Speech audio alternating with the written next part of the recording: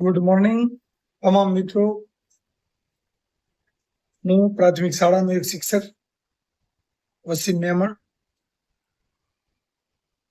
YouTube અને ફેસબુકની અંદર આપણે દર ગુરુવારે નિયમિત વિચાર વાટિકા સિરીઝની અંદર આપની સમક્ષ મારા જે વિચારો છે, અનુભવો છે, અને આપણે દર ગુરુવારે નિયમિત રીતે અપલોડ કરીએ છીએ. હવે આ ગુરુવાર આપણે જે વિચાર રજૂ કરવાનો છે એ વિચાર રજૂ કરતા પહેલા થોડીક ચર્ચા કરીએ. એક પ્રશ્ન છે કે આજના સમયમાં એવો સૌથી મોટો પ્રશ્ન કયો છે જેનું જો આપણને સમાધાન મળી જાય તો ચોક્કસ આપણી અને આપણા બાળકનું જીવન એકદમ ખુશખુશાલ, સરળતા ભર્યું અને આસાની વાળું એકદમ ઈઝી બની જાય.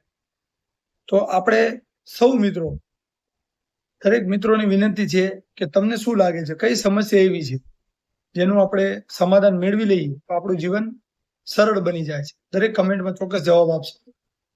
તો આજના સમયની અંદર આપણે વાત કરીએ તો આજના સમયમાં સૌથી મોટો પ્રશ્ન ગરીબી નથી, સૌથી મોટો પ્રશ્ન ભણતર નથી, સૌથી મોટો પ્રશ્ન છે મોબાઈલ. ઘણા મિત્રો વિચારશે કે કેમ મોટો પ્રશ્ન મોબાઈલ છે. આજનું જે આપણું બાળક છે એ રમતો ઓછી રમે છે અને મોબાઈલ વધુ વાપરે છે. રમતો ઓછી રમે છે અને મોબાઈલ વધુ વાપરે છે. આજનો યુવાન પુસ્તકો ઓછા વાંચે છે અને મોબાઈલની સ્ક્રીન વધારે જુએ છે. અને વધુ આગળ વધીએ તો સચ્ચાઈ એ છે કે મોબાઈલ સ્માર્ટ બનતો જાય છે અને માણસ કમજોર બનતો જાય છે. મોબાઈલ ખરાબ નથી, પણ મોબાઈલનો વધારે ઉપયોગ કરવો ખરાબ છે. મોબાઈલ શું કરે છે, આપણે સરળ શબ્દોમાં સમજીએ તો આપણો સમય ચોરી લે છે. મતલબ આપણે મોબાઈલમાં એક વખત કોઈ એપ્લિકેશન કે કોઈ સોશિયલ મીડિયા ચાલુ કરી તો આપણે મોબાઈલમાં એવા ખોવાઈએ છીએ કે આપણને સમયનું ભાન રહેતું નથી અને આપણે ક્યાં આપણો સમય પૂરો થઈ જાય છે આપણને ખ્યાલ રહેતું. બીજું છે કે આપણું ધ્યાન ભંગ કરે છે. મોબાઈલ સતત ઉપયોગ કરવાથી આપણે એક જગ્યાએ આપણું ધ્યાન, જેને આપણે ફોકસ કહીએ, એ રાખી શકતા નથી.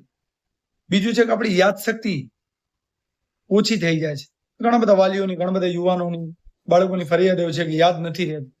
તો એનું એક જવાબદાર કારણ આ પણ છે કે વધુ પડતો મોબાઈલનો ઉપયોગ કરવાથી આપણી જે સ્મરણ શક્તિ છે, જે યાદ શક્તિ છે, એ ઘટી જાય છે.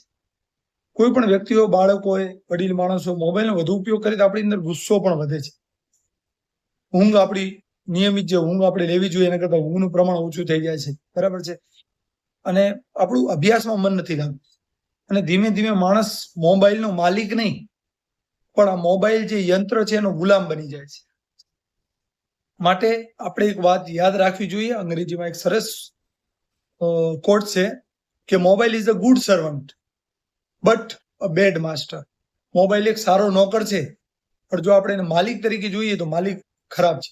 મતલબ કે એ આપણને કંટ્રોલ કરતો થઈ જાય છે. જો આપણે આપણા ફોનને યોગ્ય રીતે કંટ્રોલ નહીં કરીએ તો એક સમય એવો આવશે કે આપણો ફોન આપણને કંટ્રોલ કરશે અને આપણું ભવિષ્ય બગડવા લાગશે, અથવા આપણું ભવિષ્ય જે છે એ આપણા હાથમાં નહીં. આપણે નાનકડી વાર્તાના માધ્યમથી સમજીએ કે એક નાનકડું ગામ હતું. એમાં બે મિત્રો રહેતા હતા, મોહન અને મયુર. બે નામના મિત્રો રહેતા હતા. મોહન નામનો જે મિત્ર હતો એ દરરોજ 3-4 કલાક મોબાઈલમાં ગેમ રમે, વિડીયો જોવે, રીલ્સ જોવે. અને મયુર નામનો જે છોકરો હતો એ દરરોજ 1 કલાક ફિક્સ, એનો ચોક્કસ નક્કી કરેલો સમય હતો, એક સમયમાં મોબાઈલ વાપરે, બાકીનો સમય અભ્યાસમાં, ભણવામાં ધ્યાન આપતો. સમય પસાર થયો, બંને બાળકોની વાર્ષિક પરીક્ષા આવી. એ સમયે મોહન બોલ્યો, મને કશું જ યાદ નથી રહેતું, મને ટેન્શન આવે છે. જ્યારે બીજી જગ્યાએ મયુર એકદમ શાંત હતો, કારણ કે મયુર રોજ થોડું અભ્યાસ કરતો, થોડું ભણતો. પરિણામનો દિવસ આવ્યો, મોહન નાપાસ થયો અને બીજી બાજુ મયુર 85% માર્ક સાથે પાસ થયો. ત્યારે મોહને મયુરને પૂછ્યું કે તું આટલો હોશિયાર કઈ રીતે? શું પૂછે છે મોહન મયુરને કે તું આટલો હોશિયાર કઈ રીતે? ત્યારે મયુર હાસ્ય સાથે, સ્માઇલ સાથે એક સરસ જવાબ આપે છે કે હું મોબાઈલ ચલાવું છું અને તને મોબાઈલ ચલાવે છે, મતલબ તું મોબાઈલનો ગુલામ બની ગયો છે. મોબાઈલ એક યંત્ર છે, ચોક્કસ એ આપણા ઉપયોગ માટે, આપણા ફાયદા માટે, આપણે એકબીજાના સંપર્કમાં રહી શકીએ આના માટે બનેલું છે.